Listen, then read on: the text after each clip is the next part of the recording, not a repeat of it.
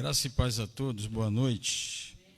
Amados irmãos, vamos nos colocar de pé e vamos dirigir uma palavra a Deus de oração, agradecendo a Deus por esse dia, por essa oportunidade que Ele nos concede de estarmos na casa de oração, onde aqui nós temos o privilégio de sermos ministrados pelo Espírito Santo através da palavra de Deus. Querido Deus e eterno Pai, no nome de Jesus, nós queremos te agradecer, ó Pai, pela oportunidade que Tu nos concede de estarmos na Tua casa nesta noite. Rogamos a Tua bênção sobre a nossa vida, sobre a nossa família. Pedimos a Ti perdão pelos nossos pecados, por meio de pensamentos, atos e ações, ó Pai querido, que o Senhor possa, Senhor Jesus, estar nos perdoando. Abençoe os irmãos que já estão aqui nesta noite, Senhor, e aqueles que não poderão estar aqui, Senhor, e Tu sabes qual o motivo. Visita, Senhor, meu Pai, e abençoa o nosso irmão Fernando, Senhor, diácono Fernando, que está trabalhando nesta noite. Abençoe aqueles, ó Deus, que não poderão estar aqui devido, Senhor, meu Pai, a este problema de falta de água, Senhor, meu Pai, na nossa cidade. Que o Senhor possa visitá-los, ó Deus. Abençoe os irmãos que estão nos assistindo via Facebook. Pai querido, nós também rogamos a Tua bênção sobre a vida de cada um deles. Abençoa a nossa nação, e abençoa os governantes na esfera federal, estadual, municipal. Abençoa, Senhor meu Pai, aqueles que trabalham, Senhor meu Pai, na saúde, aqueles que trabalham, Senhor, na segurança pública, que o Senhor guarde e os abençoe em nome de Jesus. Abençoe as famílias, ó Pai, espalhadas em todo o mundo, para a glória do Teu nome. Onde estiver uma porta aberta nesta noite, que o Senhor, ó Pai, fale de uma maneira poderosa, gloriosa, Senhor meu Pai, no nome do Senhor Jesus Cristo. Abençoe a família pastoral deste ministério, membros congregados. Abençoe o pastor Jurandir, sua família, sua casa. Pai querido, que ele consiga, Senhor meu Pai, resolver a situação, Senhor meu Pai, no nome de Jesus. Abençoe, Senhor meu Pai, os membros deste ministério, Senhor meu Deus, irmã Etelvina, irmã Edilene, Senhor meu Pai, irmã Lucineide, Pai querido, a Sara, a Fernanda, Camila, irmã Helena, Senhor meu Pai, Ismael, em nome de Jesus, vai abençoando o pastor Jefferson, a sua família. Abençoe o pastor Gaspar, a irmã Márcia, Pai querido, em o nome de Jesus Cristo, Senhor meu Deus, que todos, ó Pai, sejam abençoados por Ti. Quanto a nós, pedimos que o Senhor, ó Pai, tome, Senhor Jesus, o Teu lugar em nosso culto nesta noite. Recebe, Senhor meu Pai, no nome de Jesus, a nossa presença diante de Ti, Senhor. Pai querido, seja conosco e nos abençoa, em nome de Jesus, que o Espírito Santo possa nos ajudar a compreender, ó Pai querido, aquilo que o Senhor quer tratar conosco nesta noite. Em nome de Jesus nós Te agradecemos para a glória do Teu santo nome. Amém, amém e amém. Glória a Deus. Podeis assentar, dando uma linda salva de palmas.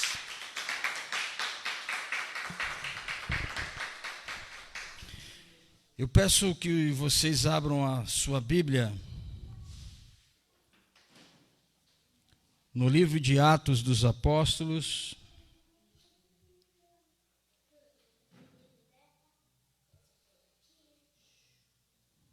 Atos dos Apóstolos.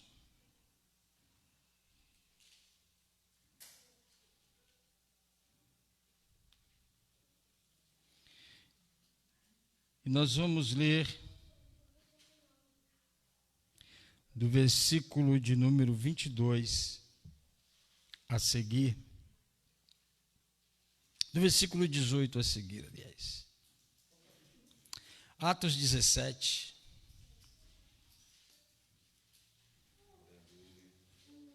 Para que o texto fique bem claro para nós, Atos capítulo 17, versículo 16 a seguir. Vamos lá. Enquanto esperava por eles em Atenas, Paulo ficou profundamente indignado ao ver que a cidade estava cheia de ídolos. Por isso discutia na sinagoga com judeus e com gregos tementes a Deus, bem como na praça principal todos os dias, com aqueles que por ali se encontravam. Alguns filósofos, epicureus e estoicos começaram a discutir com ele. Alguns perguntavam: o que está tentando dizer esse tagarela? Outros diziam: parece que ele está anunciando deuses estrangeiros, pois Paulo estava pregando as boas novas a respeito de Jesus e da ressurreição. Então o levaram a uma reunião no Areópago, onde lhe perguntaram: podemos saber que novo ensino é esse que você está anunciando? Você está nos apresentando algumas ideias estranhas e queremos saber o que elas significam. Todos os atenienses e estrangeiros que ali viviam não se preocupavam com outra coisa senão falar ou ouvir as últimas novidades. Então Paulo levantou-se na reunião no Areópago e disse: atenienses, vejo que em todos os aspectos vocês são muito religiosos, pois andando pela cidade observei cuidadosamente seus objetos de culto e encontrei até um altar com esta inscrição: ao Deus desconhecido. Ora, o que vocês adoram, apesar de não conhecerem, eu lhes anuncio. O Deus que fez o mundo e tudo o que nele há é o Senhor dos céus e da terra e não habita em santuários feitos por mãos humanas. Ele não é servido por mãos de homens, como se necessitasse de algo, porque ele mesmo dá a todos a vida, o fôlego e as demais coisas. De um só fez ele todos os povos para que povoassem toda a terra, tendo determinados tempos anteriormente estabelecidos e os lugares exatos em que deveriam habitar.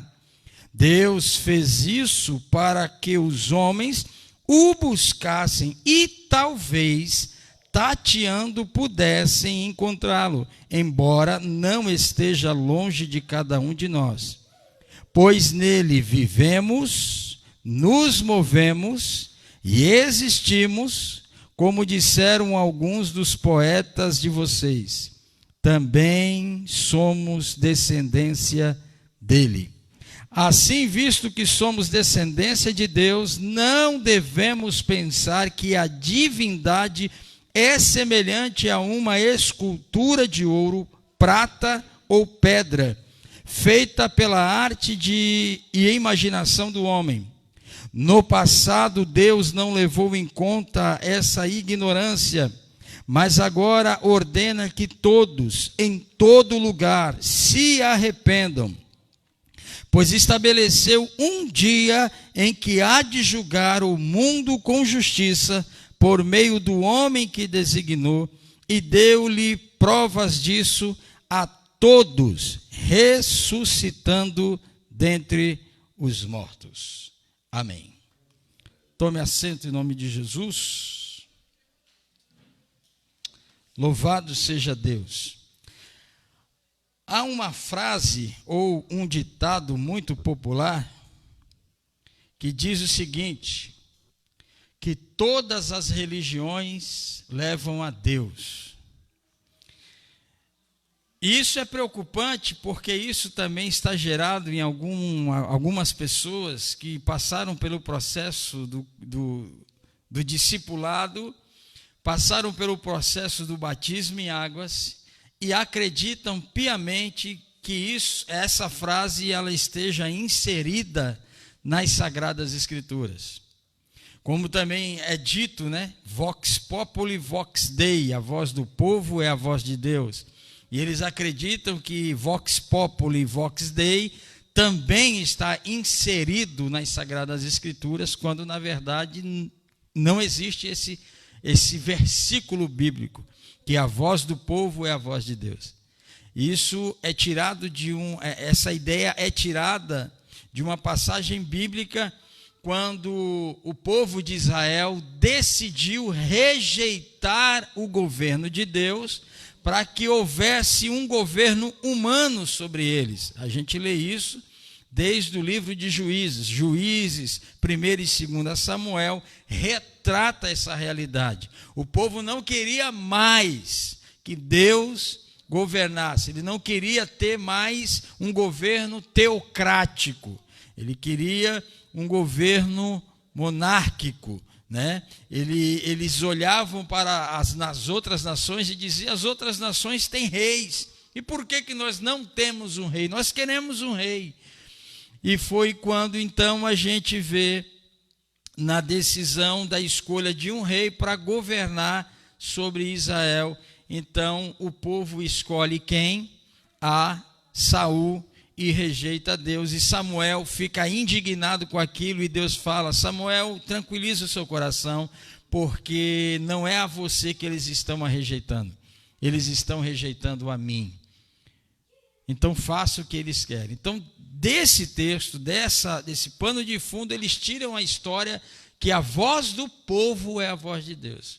Mas a voz do povo, sendo a voz de Deus, causou o que causou na vida da nação de Israel, né?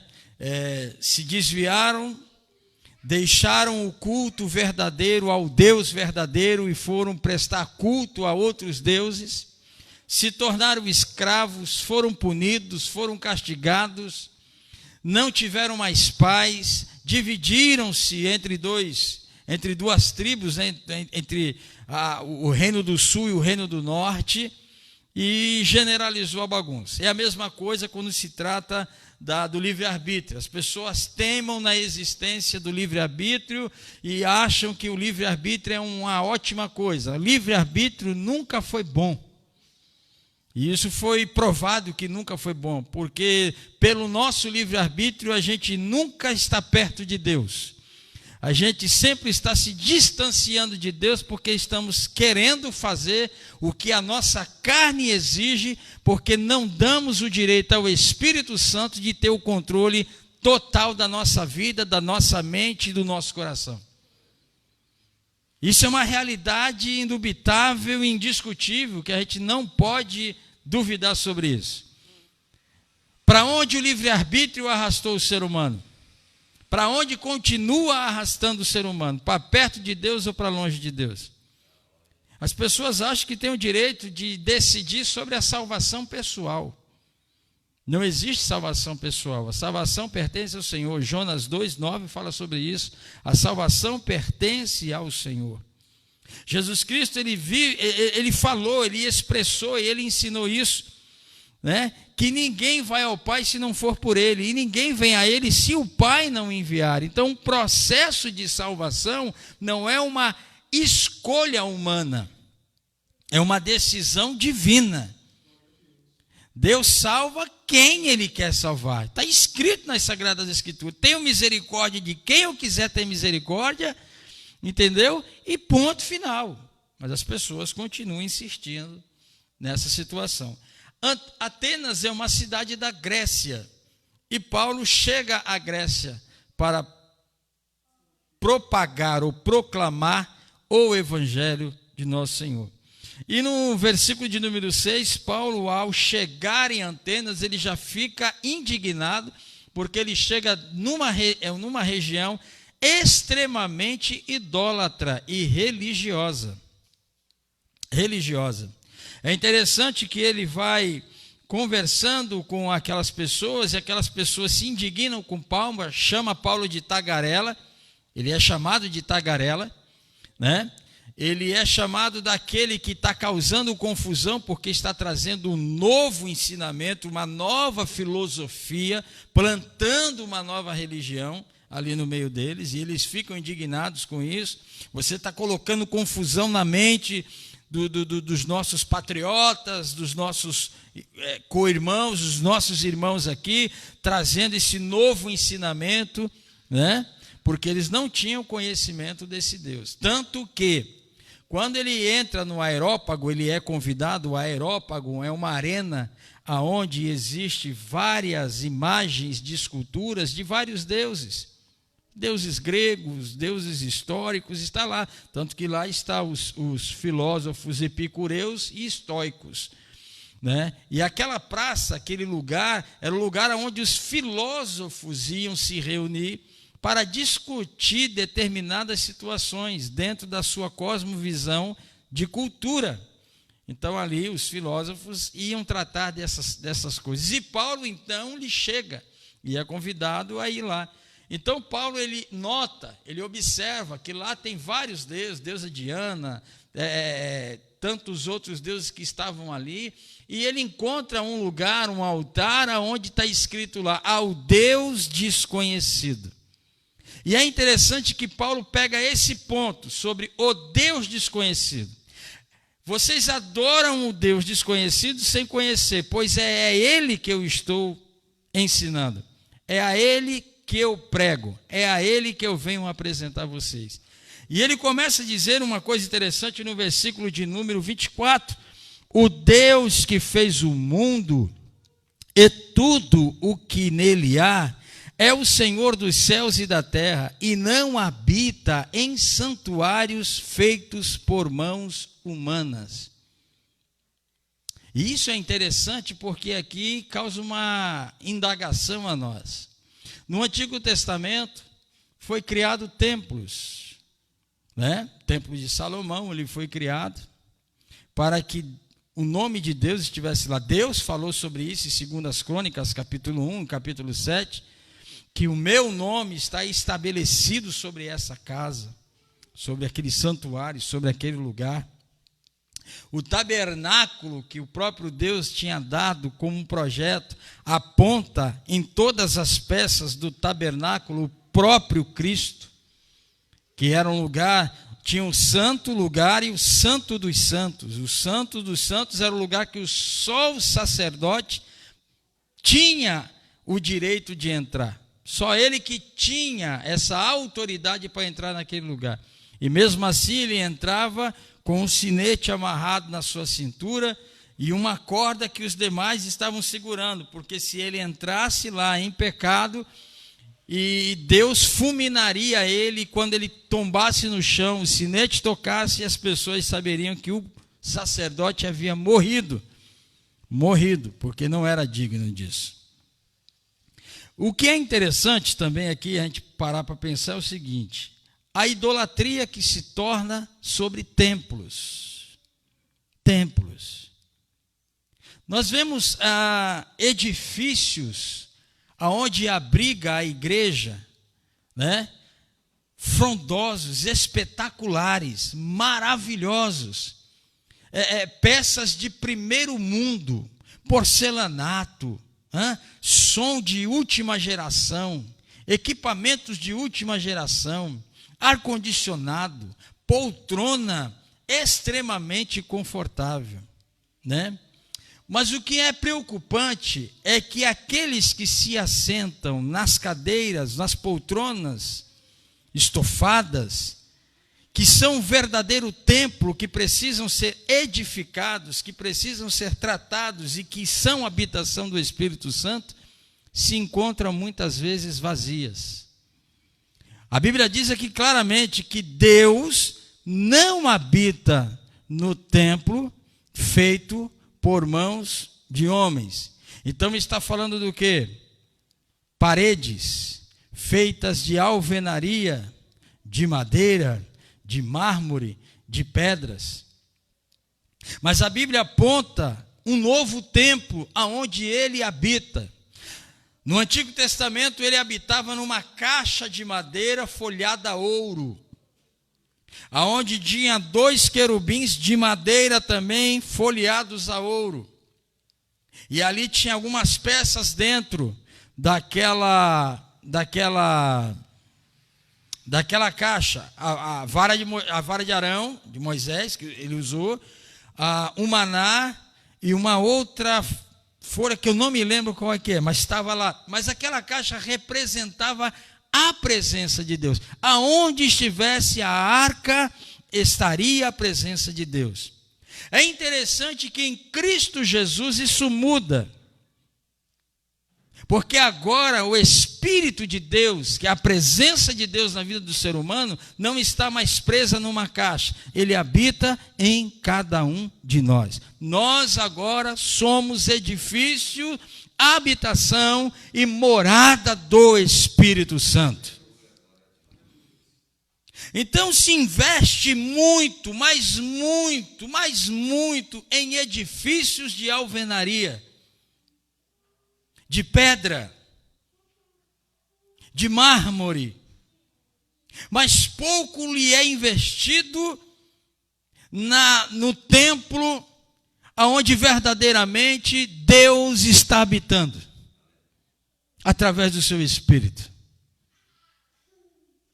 O que nós ouvimos hoje dos cultos é coisa estarrecedora, porque vão em direção contrária a todos os ensinamentos que Cristo deu.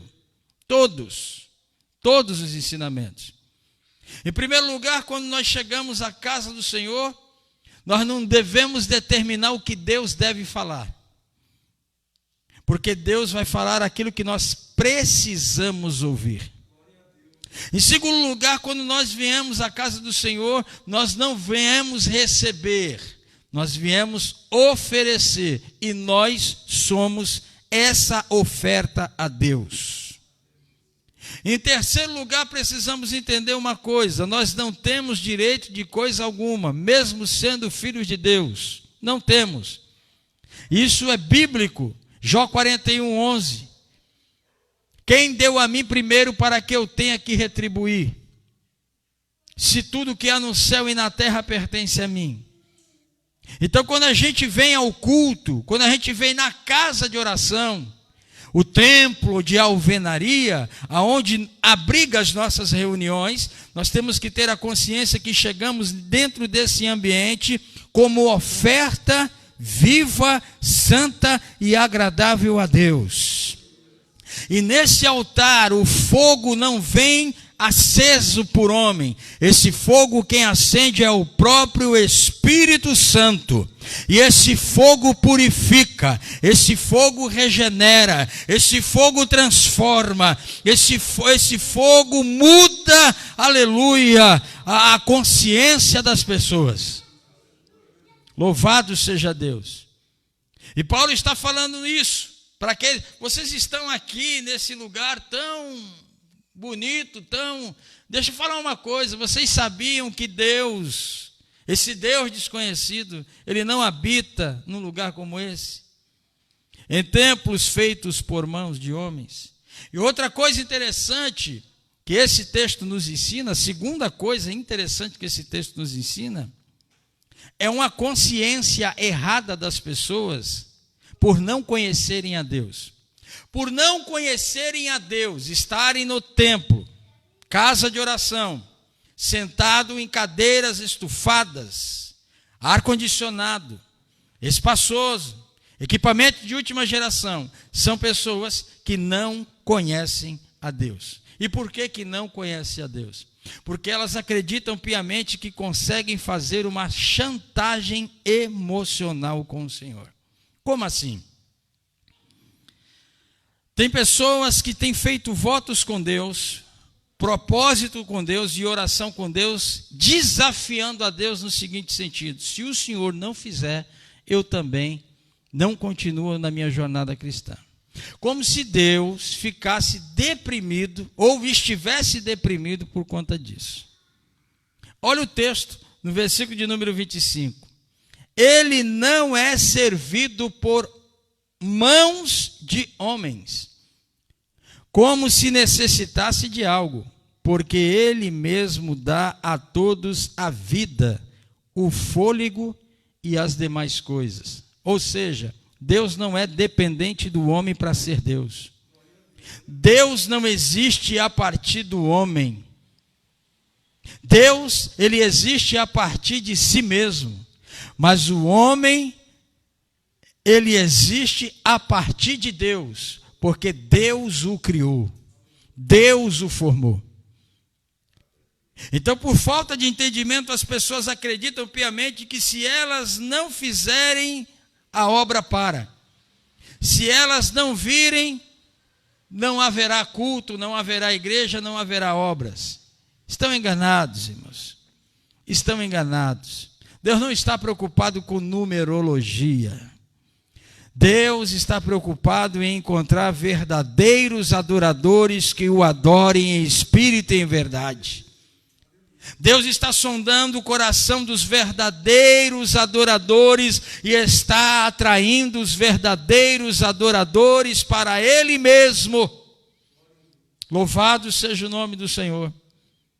Então aqui, essa mentalidade das pessoas acharem que se elas não fizerem, se elas não estarem, Deus perde o poder, perde a existência. Não, Deus existe eternamente. Ele mesmo diz: antes que houvesse dia, eu sou, eu existo. Aleluia. Agindo eu, quem impedirá? É Ele mesmo que fala da sua própria existência. Sou eu mesmo, Senhor, que criou todas as coisas. Eu criei os céus e a terra, para que não estejam vazias, eu fiz habitar. Eu gerei homens, louvado seja Deus.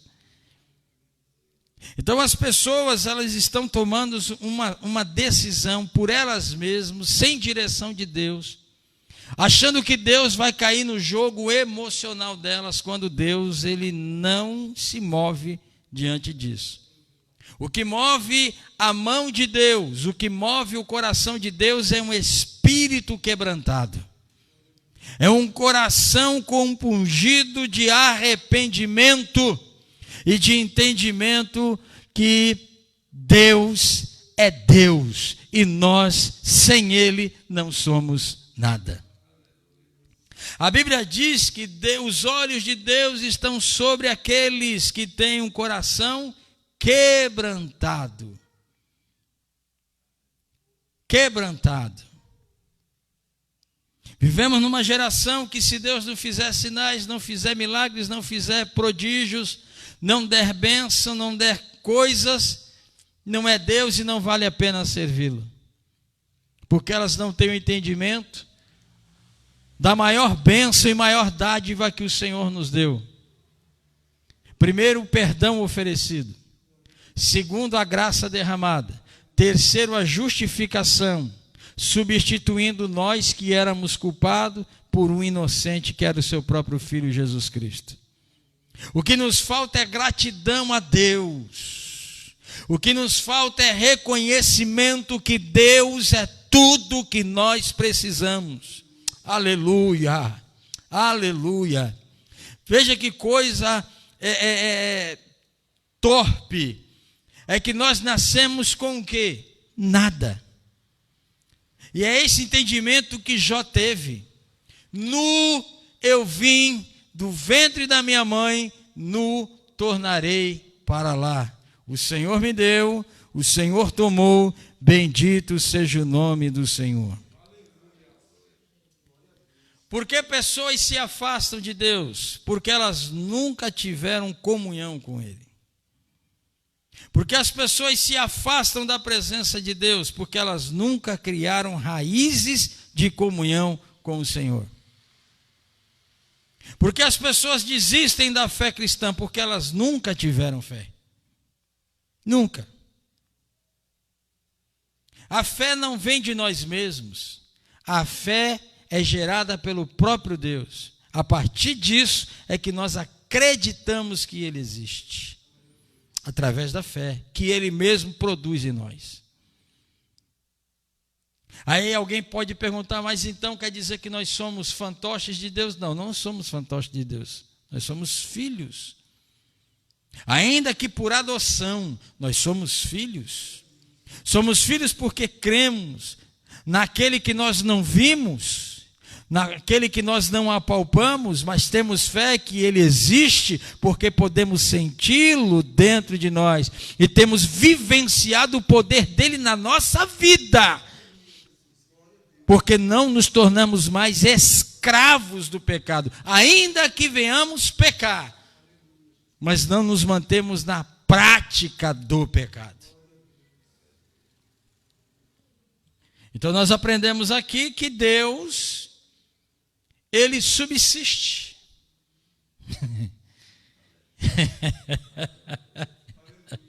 Ele não precisa do homem para ele ser quem ele é. Mas o que é lindo em Deus é que Ele quer que nós estejamos com Ele. Ele quer se relacionar conosco. E por isso que Ele nos dá a dádiva de fazer com que o Espírito dEle habite em nós. E nós venhamos desfrutar dessa comunhão, desse relacionamento. Louvado seja o nome do Senhor. O que pode nos trazer a plenitude de satisfação nesta vida não é coisas nem pessoas, mas é a presença de Deus na nossa vida. Irmãos, ainda que nós não tenhamos uma moeda no bolso,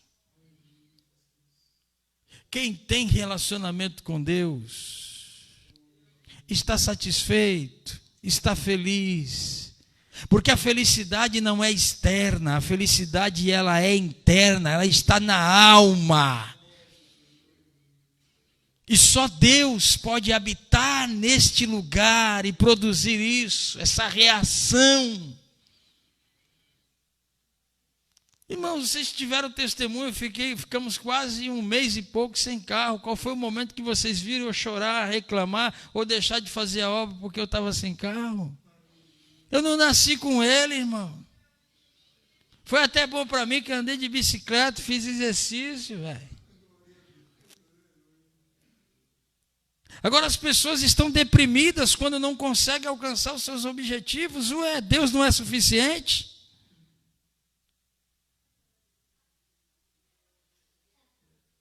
Deus não enche barriga, enche.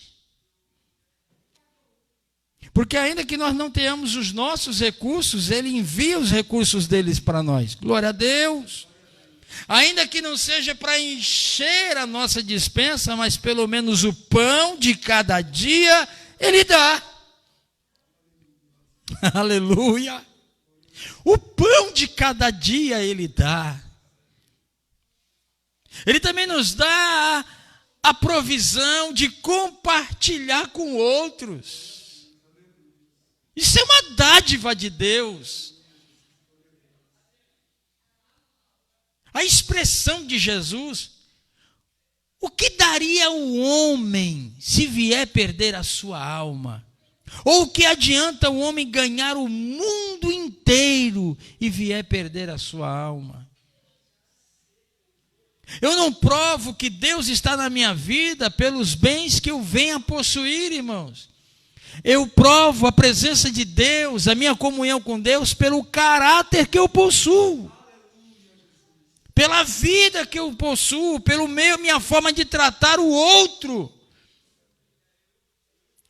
Amém? Glória a Deus. Vamos caminhando. No versículo de número 27, ele diz o seguinte: Deus fez isso, versículo 26, Deus de um só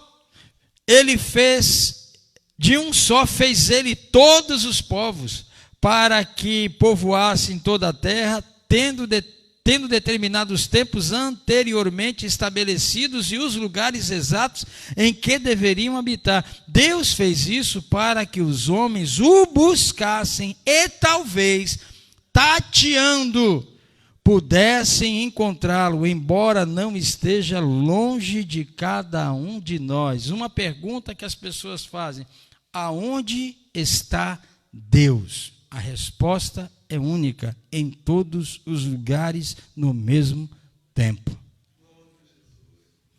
Leia comigo Isaías 66.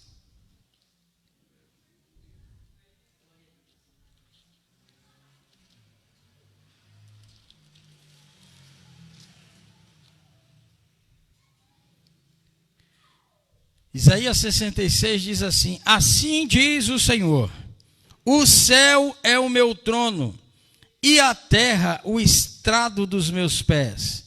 Que espécie de casa vocês me edificarão? É este o meu lugar de descanso? Não foram as minhas mãos que fizeram todas essas coisas? E por isso vieram a existir? Pergunta o Senhor. A este eu estimo, ao humilde e contrito de espírito, que treme diante da minha palavra. Eita, glória! Vou repetir. A este eu estimo, ao humilde e contrito de espírito, que treme diante da minha palavra.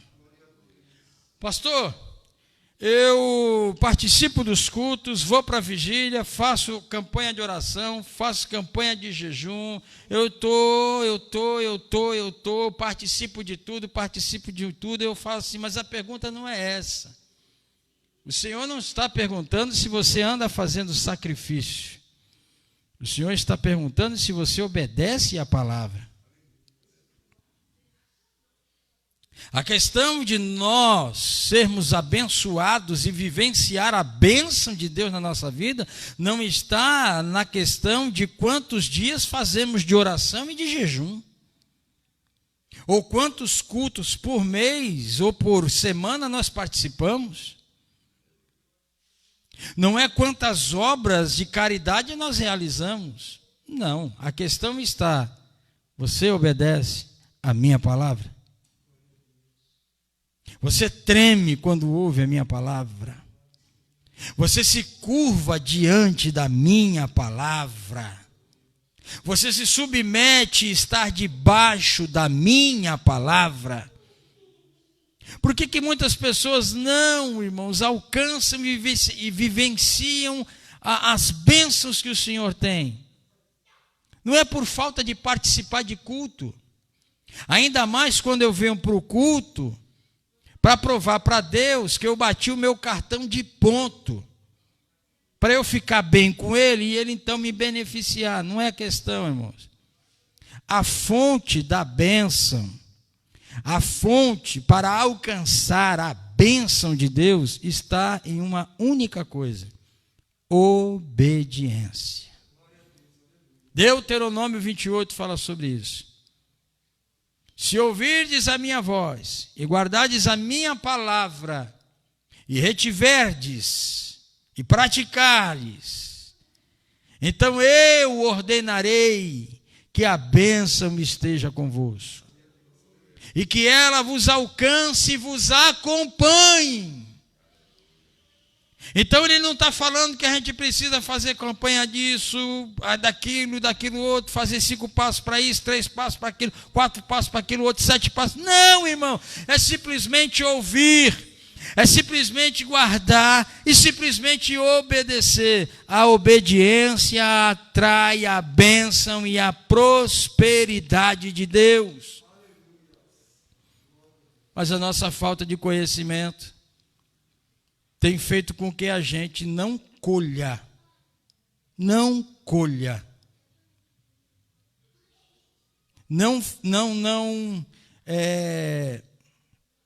usufrua daquilo que Deus está oferecendo.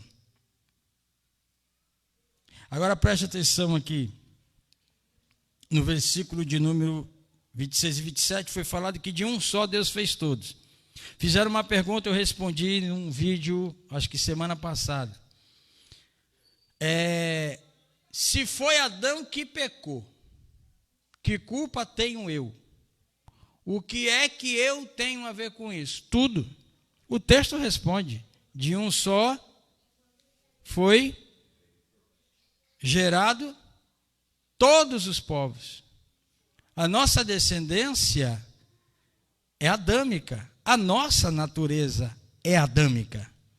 Nós fomos gerados no pecado. E é por isso que nós precisamos da presença de Deus na nossa vida. É preciso que nós precisamos da presença do Espírito Santo em nós. Porque é o Espírito Santo que nos vai afastar desta natureza adâmica e nos levar a viver a natureza de Cristo na nossa vida. E esse é um desafio. Esse é um dos maiores desafios. E nós precisamos atentar para isso. Então a resposta está aqui. E qual foi a sentença que Deus deu ao homem? Por tua causa, toda a terra será maldita. Então o sofrimento foi causado por quem? Por Adão. E a descendência de Adão recebeu a sentença. Mas a bondade, a misericórdia, o amor, a graça de Deus resolveu alcançar alguns para a glória de Deus. No versículo 28, e é aqui que eu termino, diz o seguinte: pois nele vivemos, nos movemos e existimos. Vamos repetir? Pois nele vivemos, nos movemos e existimos. Nele quem? Deus. Se estamos de pé, não é porque somos bons, é porque Deus quer. Se existimos, não é porque somos bons, é porque Deus quis. Se vivemos, respiramos, andamos, caminhamos, estamos com saúde, estamos de pé, é porque Deus quis. E nós precisamos fazer da nossa vida um culto de adoração a Deus. Tudo que formos fazer, Deus tem que ser glorificado. Nas nossas ações, nas nossas atitudes, no tratamento com os demais, Deus tem que ser glorificado. Porque a razão de sermos, vivermos e estarmos e existirmos é por conta de Deus Pai. Que Deus possa te abençoar. Que essa palavra possa cravar no teu coração. E que você possa vivenciar essa experiência sobrenatural. Que é experimentar Deus de verdade na sua vida. Quando nós experimentarmos Deus de verdade e de fato, as coisas se tornarão secundárias, porque a prioridade será sempre Deus. Entenda uma coisa, Deus é a fonte de tudo. Quem abre porta é Deus, quem fecha a porta é Deus. Quem dá saúde é Deus, quem tira ela é Deus. Quem dá a vida é Deus, quem manda a morte é Deus. Ele rege todas as coisas. Vamos orar. Pai querido e santo, em nome de Jesus, te louvamos e te agradecemos por esta palavra. Que o Senhor continue através do Espírito Santo falando conosco de uma maneira poderosa, de uma maneira gloriosa e surpreendente, abrindo o nosso entendimento, Senhor, e fazendo com que nós venhamos caminhar, ó Pai, a estreitar o nosso relacionamento contigo. Nos perdoa por muitas vezes, ó Deus, nós não termos esse entendimento, mas o Teu Santo Espírito está iluminando, Senhor, a nossa mente. Ser conosco e nos abençoa, em o nome de Jesus. Amém.